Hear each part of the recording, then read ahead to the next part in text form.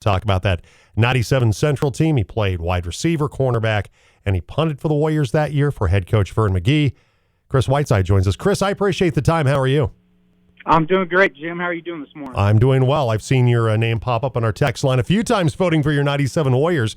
I know that your old quarterback, Brandon Milholland, we put him in a bad spot yesterday because he obviously was your quarterback for your team, but he also coached the 2012 Cedar Edge Bruins to that state title. And so did anybody give him some grief for saying that he would vote for Cedar Edge?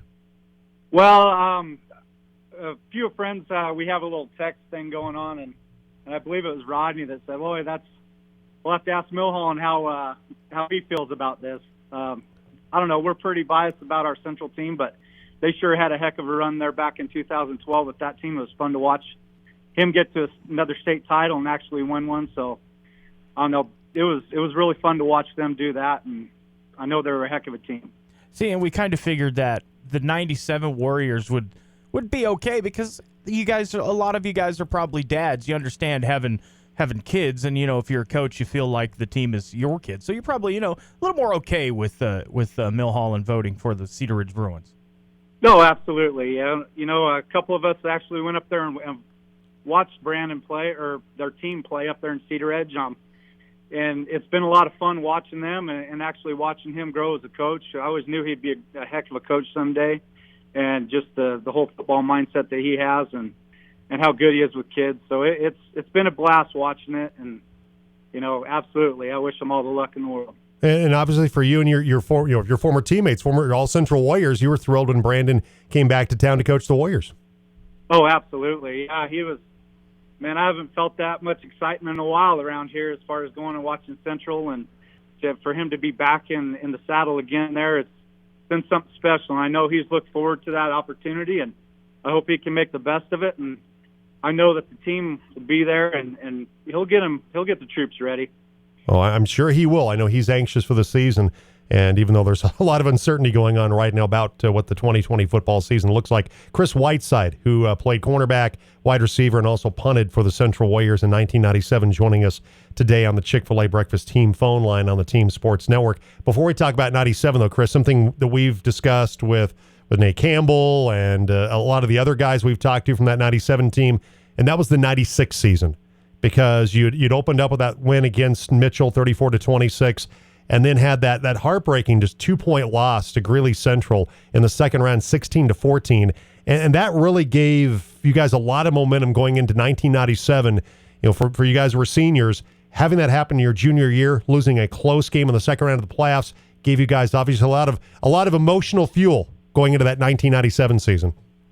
Oh, absolutely. Anytime you have a close loss like that, it just fuels your fire to get back in it. And that was one thing about that team and that time. We never, it hurt at the moment to get down and to lose a close game like that, especially in the playoffs like that. But, our team was resilient, and it showed all the way through that 97 team. If we got down, we'd pick each other up and just keep going at it and keep battling. And the resiliency with our Warrior team in those 2 years, we had some real tough games that 96 season. We had real good players, and it was tough to swallow that pill, but I think it prepared us for a heck of a season in 97. So it was definitely a fun time in both those years, just to be a part of that and to play against that kind of competition. And because all the schools around this valley, even in the state, those 2 years were just tough. We had a heck of a run and great competition, so it was fun. Chris Whiteside, who played for the 1997 Central Warriors state runner-up team, joining us today on the Jim Davis Show on the team. They're in the final with 2012 Cedar Edge as we try to crown a champion of our Western Slope High School football showdown. So we go to the 97 season, and it seems like most of the guys I've talked to, Chris, feel like that Durango game was kind of a pivotal game in the regular season where you guys really knew that you had something special with this football team. I think you had that feeling already after what happened in 96. But that game against Durango with Marvin Seal and those guys, Danny Goolsby was there as well. That was a really good football team from down south. And that was a game that kind of really gave you the confidence to know, hey, we got a shot at maybe going all the way and winning this thing. Yeah, absolutely. I mean, that game was circled on our calendars for sure because we knew what kind of a team they had down there. And and just the talent they had. We knew they were going to be tough. We were going to have our hands full. And even that Junction game, we lost by 1 point that year in the regular season, and I think that was another pivotal moment for us where we had to, get over a tough loss, and I think it prepared us for the Durangos and the Regises and those tough teams we had to play, but definitely Durango. Man, they were tough, and we just that game could have gone either way. Either way, we were in a dogfight and we knew it, but getting over that hump and coming out of there with that win was something special. We knew that we were going to be tough to beat after that. So, yeah, it was great. Chris Whiteside joining us today, played cornerback and wide receiver and punter, and we've talked a lot about the defense for Central. We'll get to that in a moment, particularly a lot about the offense because of all the talent that was there with Brandon Milholland and Rod Pierce and Daniel Witt and Nate Campbell and that very talented offensive group. But let's talk special teams. You were the punter. Give a little shout out to your special teams guys, Chris, from that 97 team. Oh, yeah, the special teams guys, the ones that are always behind the curtain somewhat and get us field position. A funny story about that year, I don't know if a lot of people remember, we actually went to the soccer team and tried to get a soccer player to come kick for us, PATs and field goals, and it was Chris Webb, and he came in, did a heck of a job for us when we needed him. There were a few games where he had to play soccer, and we were just down to running 2-point conversions. But other than that, kicking the ball, I had some really good punts that year. I had some real bad ones too, just the luck of the draw. But, field position was pretty big for us, and making sure you could have that swing on the field and putting their offense in the hole was a big part of things. And being able to kick the ball through the uprights was a big plus for us. And Chris Webb definitely came in and shined for us, and it was just a lot of fun, being on that side of the ball and doing that with all, our offense and our defense carrying the load, coming in to help those guys, put them in a good situation to just win and be successful. It was fun. Chris Whiteside, member of the 97 Central Warriors football team, with us today on the Jim Davis Show on the team. And go back to the defensive side. You play cornerback for the Warriors on that defense. And that was, as much as we talk about the offense, there was some really good talent on that defensive side. Jack Quintana was an outstanding player in that group, played some linebacker, I believe. Talk a little bit about that defensive unit, because sometimes we don't give them enough credit in regard to what that unit did. We talk about the offense so much, but your defense, you got the shutout in the second round against Mitchell. And, it was certainly not a good day for your defense against Hinckley in the state title game. But talk about the defense a little bit, because that was a really good unit. Yes, it definitely was. And it all started up front right there in the middle with B.J. Baker. I think he was every bit of 5'8", 5'9", just a little bulldog. And, that offensive lineman at times were scared of him, man. He would just move them around, and he dictated a lot what was happening up front there. And then, you have a wild man like Jack Quintana back there at linebacker just running around, flying around. And, of course, you had Nate and Brink White back there at safety. It was kind of tough on offenses to get past that. And us on the back end there with Daniel Witt and myself, and sometimes Rodney Pierce was out there playing corner too and helping out. We were stacked all the way around that way. And I think we had Chris Sanders was out there at a linebacker at times. And, we were trying to get as many people around the ball as possible and trying to hit as hard as we could and just stop teams. We didn't want them.